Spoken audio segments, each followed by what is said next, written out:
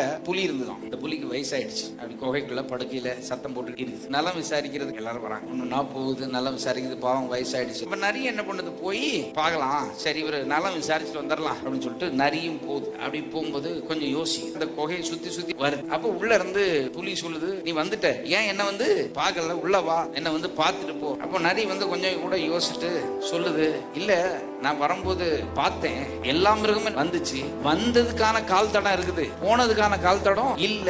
நானும் வந்தேன்னா போறதுக்கான கால் தடம் எனக்கு என்ன நடக்குதுன்னா, வரதெல்லாம் உள்ள தூக்கி போட்டு சாப்பிட்டு முடிச்சுட்டு நானும் வந்து அகப்பட மாட்டேன். என்ன சொல்ல வரேன்னா, பணத்தை தேடி குகைக்கு போனீங்கன்னா திருப்பி வரவே முடியாது. பணத்தை தேடி குகைக்கு போகணுங்கிற அவசியமே இல்ல. பணத்தை தேடி எந்த மனுஷனையும் போய் பார்க்கணுங்கிற அவசியமே இல்ல. பணத்தை தேடி யார்ட்டையாவது போய் எனக்கு இது நடக்கணும் அது நடக்கணும் சொல்லி, நோ நெவர். அவரை பாருங்க, பணம் உங்களை தேடி.